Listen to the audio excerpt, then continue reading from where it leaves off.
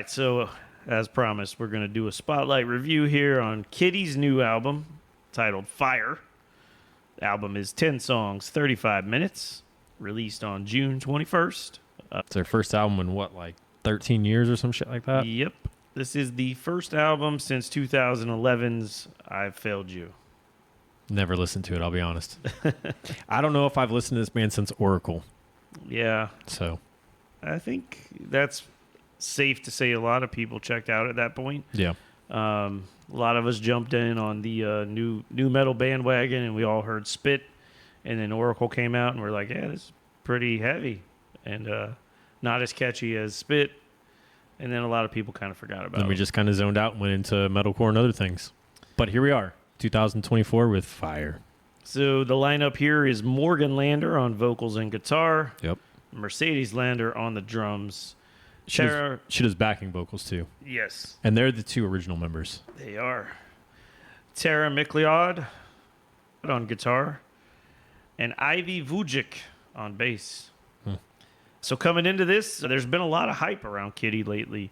We know they played the We Are Young Festival, as well as many other festivals, including the Welcome to Rockville Festival, where I got an opportunity to see them live. Mm-hmm. The album starts out with the title track, Fire. This is a great fucking opener. Welcome back, Kittie. Yeah. Welcome back. Yeah, this shit is heavy Yeah. and full of groove. If you've listened to any of their other albums other than Spit, though, that really shouldn't surprise you.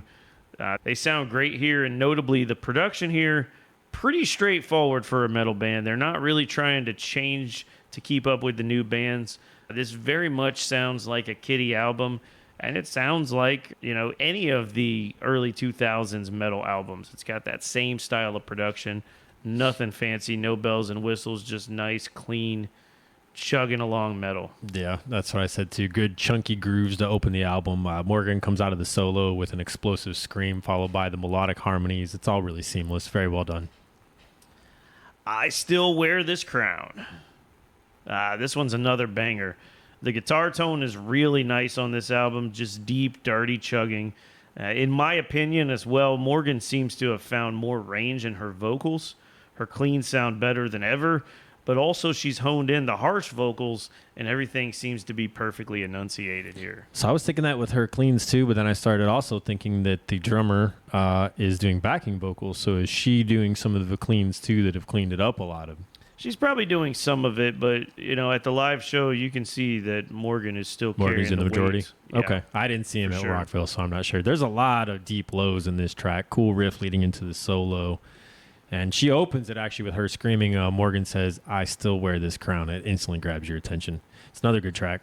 Yeah, and I think it's like it's kind of a cool, like, don't call it a comeback. I've been here for years, you know. It is. It's like, yeah. Where you been? I've been doing this shit. You rocking them tears? I've been doing this shit. Vultures. This was the third single from the album. Nice heavy chugging here with a big hook. It's the third single, but technically it's the first release from the album because they played this at Sick New World last May. Really? And then Okay, I didn't know that. And then this year at Sick New World, they played it again. They recorded it, and that's what they did their music video off of. But I think it's another good example of Morgan going back and forth between those almost black metal, witchy, harsh vocals to the like soaring melodic chorus. Man, it's really well done. Yeah, they've definitely come a long way from, you know, when they were teenagers recording Spit. For sure. We Are Shadows was the second single from the album. They've done a good job here, I think, of giving the fans what they want. This one is definitely heavily new metal influenced. It harkens back to songs like Charlotte from their debut album. The verses on this, man, they have a heavy groove. This will definitely get a pit moving. When Morgan hits the highs through the chorus, it's very reminiscent of Christina from Lacuna Coil. Totally. That was something I noticed throughout the album, actually. Yeah, those clean melodics are very Lacuna Coil vibe. Yep. So. And that's a far cry from what we got on the earlier albums. But the backing music is so much heavier. Yeah. Like it's got a lot more just deep, as I said, the lows throughout it are really good.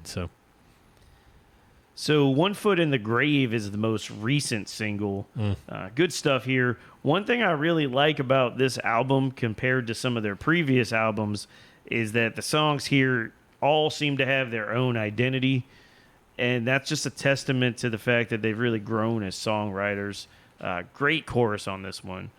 Yeah, One Foot in the Grave is more accessible with that big, catchy, anthemic chorus.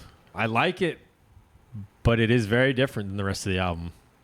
It's chanty, like it's built for a live crowd. It's built to get attention back to the band. So yeah, and I think they're not dumb. Like they know what got them to the party. They know that their fans loved the new metal stuff. Yeah, and they love the stuff they can sing along to.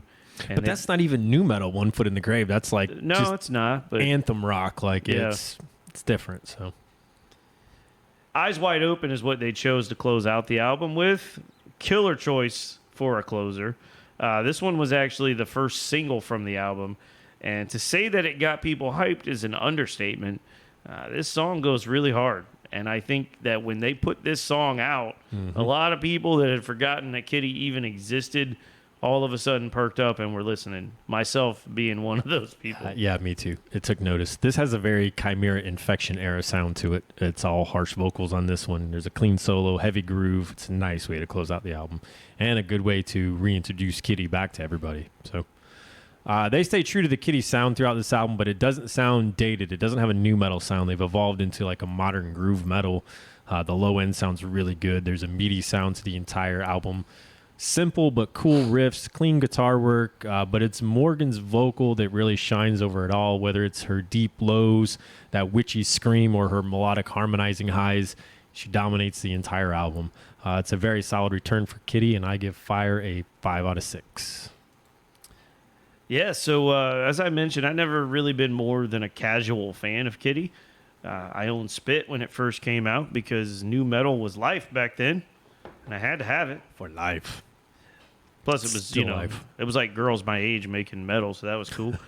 But I've only popped in and out occasionally since that time, checked out some stuff here and there. Never disliked any of the stuff that I heard, but it never particularly grabbed me either. It would seem that the time away has done this band a lot of good. They've progressed a lot as songwriters. These songs are all very well written and heavy as fuck without sacrificing the catchiness. This is one of the best albums I heard so far this year. Yeah, I'll agree with that. Kittie's Fire is fire. It's fire. It's a 5 out of 6. Yeah, man. Good stuff. Go check it out, everybody.